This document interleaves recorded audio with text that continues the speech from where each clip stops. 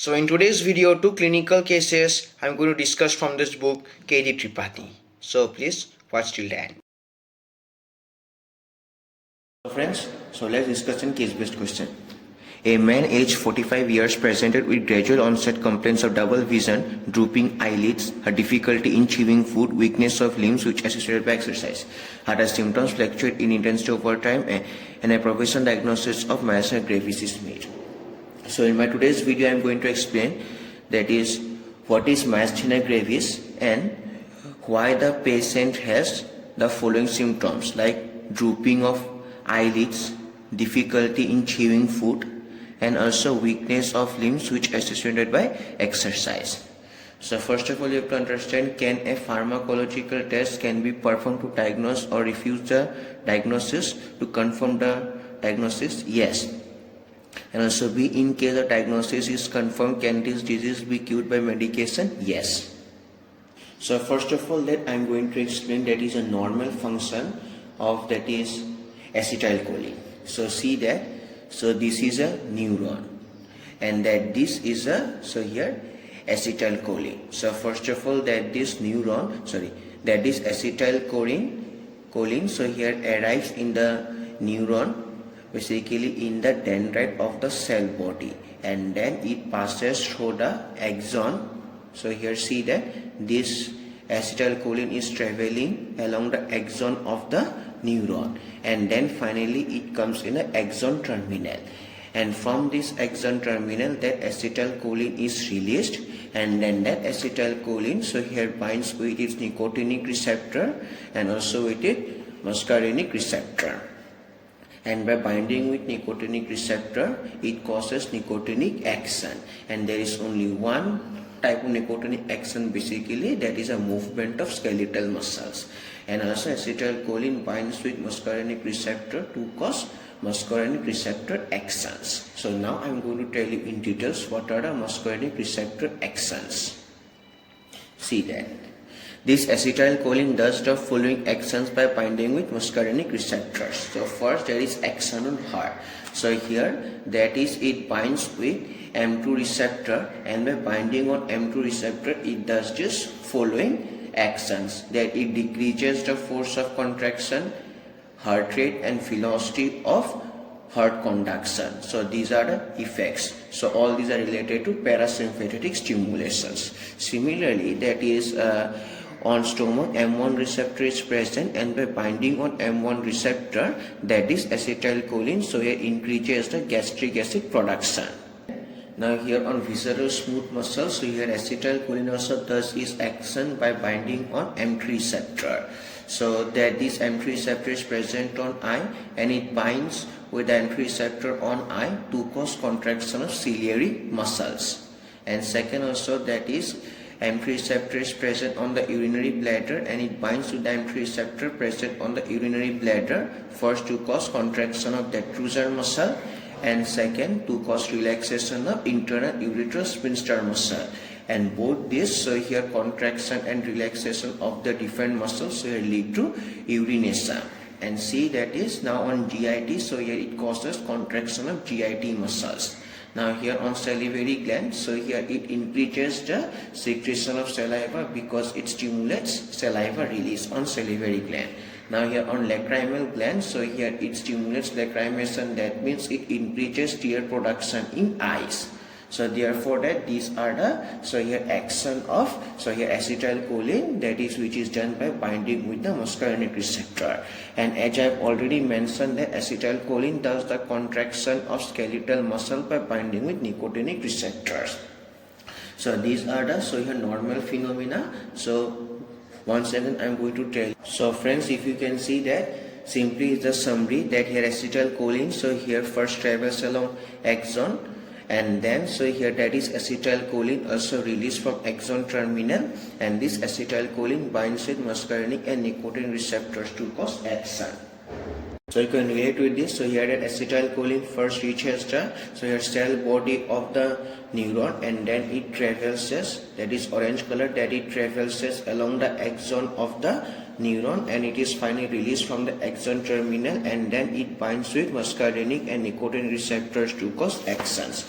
So that's simple summary I have written. And also I have already mentioned that is what are the axons that is done when acetylcholine bind with muscarinic receptors and nicotinic receptors. So that this is a normal situation.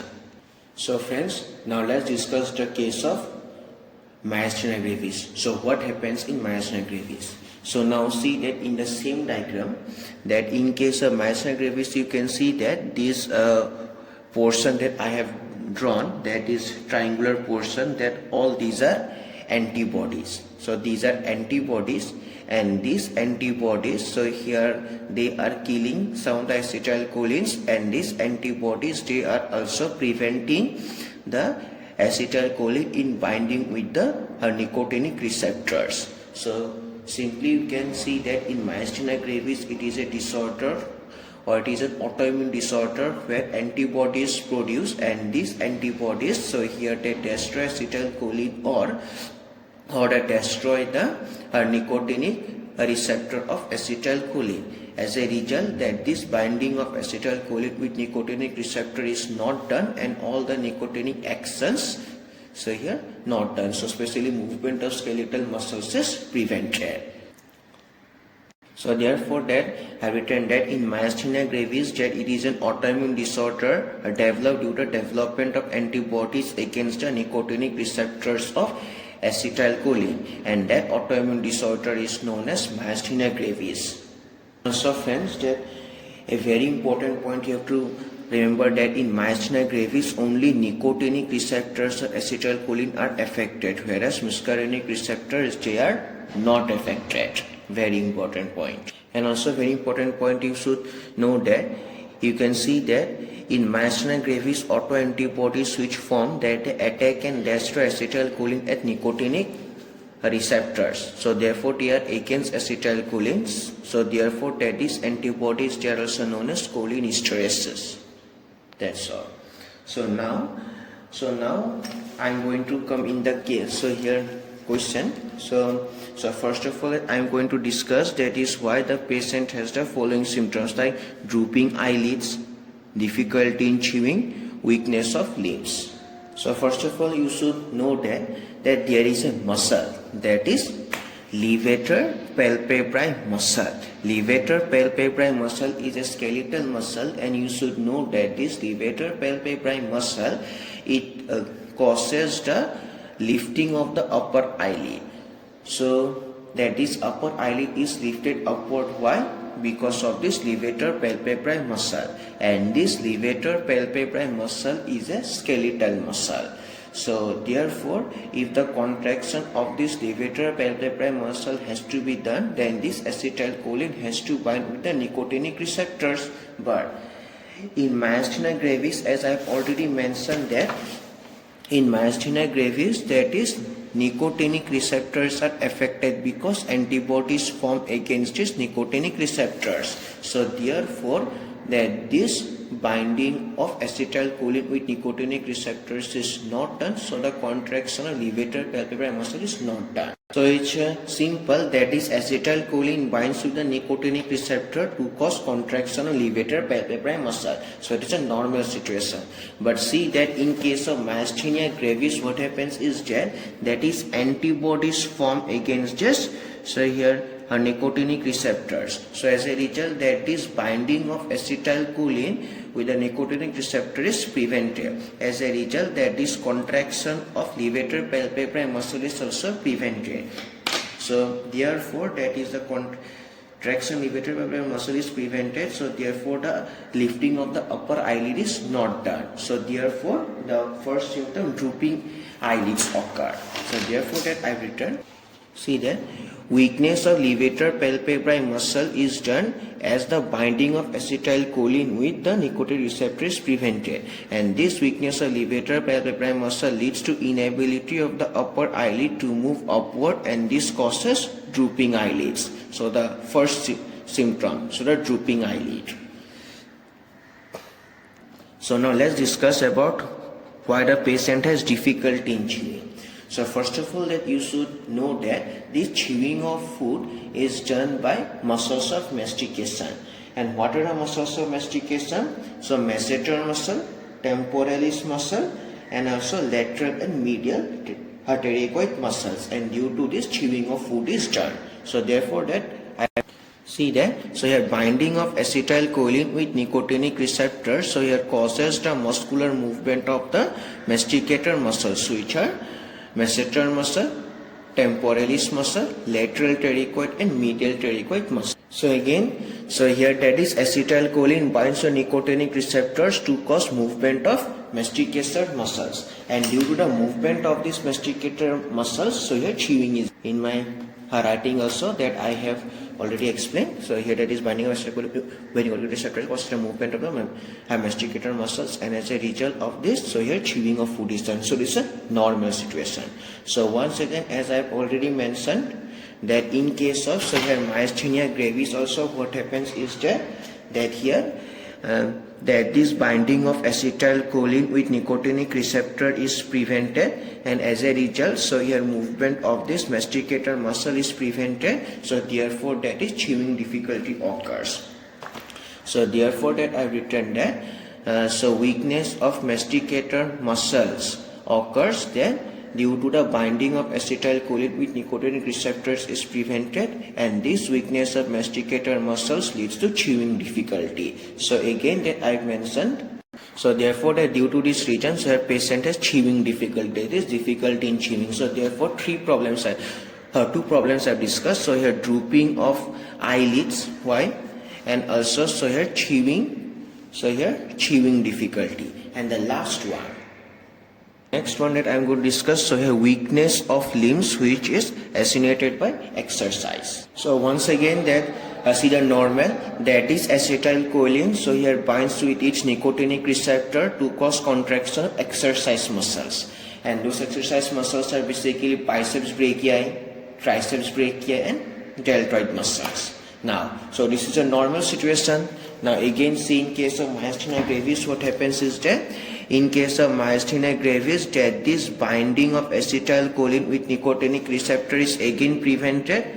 So therefore, as a result, that the contraction of this exercise muscles is also prevented. So therefore, weakness of limbs occurs during exercise. So therefore, that I've written in this manner, that is binding of acetylcholine with nicotinic receptors causes the contraction of biceps brachii, triceps brachii and deltoid muscles, and this causes the muscular exercise in gym. So this is a normal situation which are written in a blue colored portion, but that is red colored portion is an abnormal difficulty, that is weakness of all these exercise muscles causes weakness of limbs during exercise. So that's all, that is why the patient has the following symptoms. So simply that is the summary, that is what I have taught. So drooping eyelids and double vision occur due to weakness of eye skeletal muscles, a difficulty in chewing occurs due to weakness of masticator muscles, and weakness of limbs in exercise occurs due to weakness of exercise muscles. So these are the reasons why the patient has the following symptoms. And also what is the main reason, that is the binding of acetylcholine with nicotinic receptors is prevented. So that's all. So that's all about the patient's case. So now let's come to the question. So therefore see that, so here can a pharmacological test be performed to confirm the disease? Yes. So and that pharmacological test is, see the adrophonium test. And what is happening in the adrophonium test, that is adrophonium injected in the patient intravenously. So here 2 milligram of adrophonium injected intravenously. Now after injection of adrophonium, so here that is if improvement shown in symptoms, so like that symptoms, weakness, fatigue, so here weakness of limbs, so here all these are the symptoms of the patient which I have mentioned, drooping of eyelids, double vision, difficulty in chewing and weakness of limbs. So if after injecting this adrophonium, if improvement in symptoms mentioned or shown, so then that is it is confirmed that is myasthenia gravis has occurred. But if no here symptoms occur, that means myasthenia gravis hasn't occurred. But in the case of patient that this, here atrophonium test comes positive, that means improvement in symptoms shown. So that's all. That is the pharmacological test, is the atrophonium test. So that pharmacological test is simply atrophonium test which can confirm the disease. Now, now we have to give the treatment to the patient. But before giving the treatment, you should remember that in myasthenia gravis, here symptoms related to weakness of skeletal muscles occur as acetylcholine can't bind only to its nicotinic receptors, or whereas acetylcholine can bind freely with muscarinic receptors. So here also I have mentioned that in myasthenia gravis, here only nicotinic receptors are affected, whereas muscarinic receptors are not affected. So now, let's discuss about the treatment. So therefore, that for treatment that we should give, that is pyridostigmine and along with atropine. Now, that is, what is the function of pyridostigmine? That is, pyridostigmine inhibits damage of acetylcholine and prolonging the action of acetylcholine at both the receptors, that nicotinic receptors and muscarinic receptors. So therefore, now that there is a problem, that this acetylcholine will bind to nicotinic receptors, that is to improve the symptoms, but by doing the prolonging action at the muscarinic receptors, that some side effects will occur. So therefore I return, acetylcholine by doing its prolonging action on binding with nicotinic receptors will treat the symptoms present in the patient, but acetylcholine will cause the following side effects by doing its prolonging action on binding with muscarinic receptors. And what are those symptoms? So the first one is the epiphora, and this epiphora is due to excessive tear production. And why this happens? Because of the prolonging action of lacrimal gland due to the prolonging action of acetylcholine, and this leads to excessive tear production. So the first side effect is the epiphora. And the second one is the ciliary muscle spasm by prolonging the action of sphincter papillae muscle, or basically ciliary contracted ciliary muscles. And third, bradycardia by decreasing the conduction velocity of heart too much. And fourth, diarrhea by prolonging the contraction of visceral smooth muscles of GIT. Number 5, excessive urination by prolonging the contraction of detrusor muscle and relaxation of intra-ureter sphincter muscles. And also acidity. So all these are the, here which I have mentioned in red color: acidity, excessive urination, diarrhea, bradycardia, ciliary muscle spasm, and here epiphora. These are the side effects. See that this is summary, that is acetylcholine will bind to nicotinic receptors to cause improvement in symptoms, and these symptoms are like this, that is drooping eyelids, double vision, difficulty in chewing, and weakness of lips like exercise. But that this acetylcholine will do it by doing its prolonging action of muscarinic receptors will cause all the side effects as I have mentioned. So therefore, along with pyridostigmine, atropine is given. And what is the function of atropine? That this atropine, here prevent the binding of acetylcholine with the muscarinic receptors, so that all this, here mentioned side effects are prevented. So therefore I have written that is why atropine given, that this atropine, here prevents the prolonging action of acetylcholine on muscarinic receptors, so that all the above mentioned side effects not produced. So therefore atropine given along with pyridostigmine. So for the treatment, that is we should give, we should give pyridostigmine along with atropine, so that improvement in symptom occurs and no side effects, here related to prolonged action of muscarinic receptors occur. So that's all about the case. I hope that this video helps you a lot. Thank you. So hello friends, so in my today's video I'm going to discuss a case. So here it is a case that an elderly male age 74 years, brought to the hospital because he had not passed urine for the past 24 hours and had severe pain in lower abdomen. On examination, that there was a bulge in the pubic region due to the full urinary bladder. On catheterization, he passed 1.5 liter urine and the pain was relieved. He gave history of having difficulty in urine and poor stream, frequent urge to urinate and post-voiding dripping for the last 3 years. Over the past few days, he had been experiencing episodes of vertigo for which he was prescribed a medicine that he was taking for past 2 days. Examination of the prescription revealed that he was taking tab dimenhydrinate 50 milligram, that is 3 times daily. So could there be any relation between the anti-vertigo medication and the episode of acute urinary retention? So friends, I am going to show that this acute urinary retention is due to the drug dimenhydrinate. I am going to show that. And this dimenhydrinate drug causes acute urinary retention as well as anti-vertigo. And so therefore that this makes a relation between the anti-vertigo medication and the episode of acute urinary retention. So I am going to tell you that is how this drug, that is dimenhydrinate, so here causes acute urinary retention. So first of all, that you should see that there are two muscles in the urinary bladder. What are the two muscles? Detrusor muscle and internal ureteral sphincter muscle. On the basis of the contraction and relaxation of these two muscles, urine storage and urine release is done. So first of all, I am going to tell you how release of urine done from the urinary bladder. So see that when the contraction of detrusor muscles and relaxation of internal ureteral sphincter muscles done, so then urine release is done. And this urine release is under parasympathetic stimulation, that is parasympathetic stimulation, so here causes the urine release. So this is how urine release is done. And similarly, how storage of urine is done.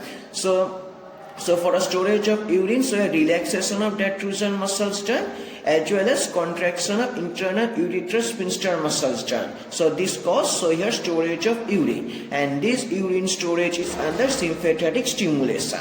So in a normal individual, that this parasympathetic and sympathetic stimulations occur in a balanced manner so that the urine output comes in a normal physiological range, and a normal physiological range is 0.8 to 2 liter per day. So therefore I return that in a normal healthy individual, these sympathetic and parasympathetic stimulations occur in a balanced manner such that urine output comes in normal physiological range, and this is a normal physiological range 0.8 to 2 liter per day. So this is a case of a normal person. But now, so let's come about a patient case. So as I've already mentioned that the patient uses dimenhydrinate drug. So now I'm going to tell you that how this dimenhydrinate drug causes acute urinary retention. So first of all, that you should know that this dimenhydrinate drug has sympathetic action on the smooth muscles of urinary bladder. So as I've already mentioned, that is sympathetic stimulation. So here stimulates the urine storage as well as stimulates the urine storage. Now, and this dimenhydrinate drug also has inhibitory action on parasympathetic stimulation. So as a result, urine storage is stimulated, whereas that this urine release is prevented. So, and it stimulates urine storage by causing contraction of internal ureteral sphincter and relaxation of detrusor muscle.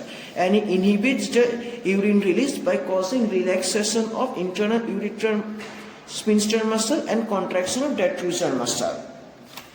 So therefore, that I written that dimenhydrinate stimulates urine storage and inhibits urine release. As a result, less urine output stimulated at a time.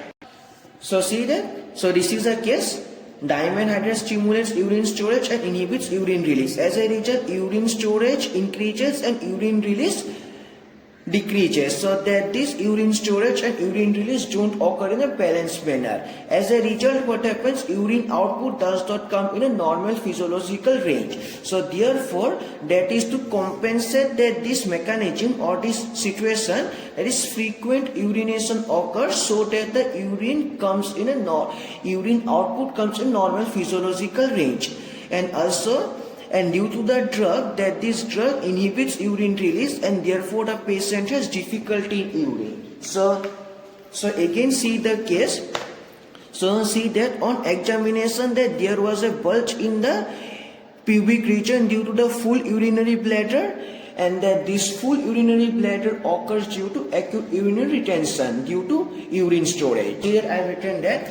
So here full urinary bladder is due to urine storage in excess amount, and due to the drug action, frequent urination and urine difficulty occur in the patient. So therefore, so you can see that, so that this full urinary bladder, so here causes a bulge in the pubic region, and also that the patient, so here gave history of having difficulty in passing urine and poor stream. And also that is, I will tell you why frequent urge to urinate and post-voiding dribbling for the last 3 years occurring. So as I already mentioned that this urine storage and urine release don't occur in a balanced manner. So therefore that this urine output is reduced, and the urine output does not come in a physiological range. So therefore to compensate that, so here body does frequent urination. So therefore that I have written here in a simple manner. So the body tries to do frequent urination so that the urine output comes in normal physiological range. So therefore that is I have written that the patient has, so here, frequent urge to urinate and post-voiding dribbling for the last 3 years. So therefore, so these are the reasons why the patient has so a full urinary bladder first, and second difficulty in urine, and also frequent urge to urinate. So these are the main reasons. And also I am going to conclude one action of dimenhydrinate drug, that it causes urinary retention. So that's all about urinary retention. But now I am going to tell you basically what is vertigo. So see that, so here vertigo, it is a condition, so here it damages the nucleus tractus solitarius, and the damage of this, you can see that the loss of balance occurs. And again it stimulates vomiting center, so here to cause vomiting. Again, so here it stimulates chemoreceptor trigger zone, so here to cause nausea and dizziness. So therefore you can notice that for a vertigo condition, so here basically many abnormal things happen, that is loss of balance, vomiting, nausea, dizziness, all these things. So therefore simply that vertigo, it is an abnormal condition that is characterized by all these things. So therefore, so here vertigo is an abnormal condition in which loss of balance, vomiting, nausea, dizziness occur in a person. So this is normal. But now I am going to tell you that is how this dimenhydrinate acts as an anti-vertigo drug. So first of all, you can see that this dimenhydrinate, it prevents damage to nucleus tractus solitarius. As a result, that is no fainting, no loss of balance occur. Now again it inhibits vomiting center, as a result no vomiting also occurs. And also that is it does not stimulate that this chemoreceptor trigger zone, as a result no dizziness, also vomiting occur. So you can see that in vertigo condition, that is, see, that is loss of balance, vomiting, nausea, dizziness occur. But that this dimenhydrinate drug, so here causes no loss of balance, no vomiting and no dizziness, and it prevents all these conditions. So therefore that dimenhydrinate has anti-vertigo action, as it prevents vomiting, nausea and dizziness. So therefore the second action is that to act as anti-vertigo medicine, that is second action of dimenhydrinate drug. And since dimenhydrinate has anti-vertigo action, so therefore that the patient prescribed a medicine that the patient was taking for past 2 days, and the examination or prescription revealed that he was taking the dimenhydrinate, so here 50 milligram 3 times daily. So therefore I can conclude that by using dimenhydrinate, that it causes anti-vertigo action, so it prevents vertigo, but it causes acute urinary retention, and due to acute urinary retention the patient has difficulty in passing urine and has frequent urge to urinate, and also the patient has bulge in the pubic region due to a full urinary bladder. So therefore I written that dimenhydrinate has anti-vertigo action and it stimulates urine retention, and due to urine retention the following problems occur in the patient. So first one is the bulge in the pubic region due to full bladder, second difficulty in urine, and third frequent urge to urinate. And also in all these complaints I have marked. So bulge in the pubic region due to urinary bladder, and second the patient has difficulty in passing urine, and also the patient has frequent urge to urinate and post-voiding dripping for the last 3 years. So that's all about the case. So therefore that is dimenhydrinate, so here causes both anti-vertigo and also the episode of acute urinary retention.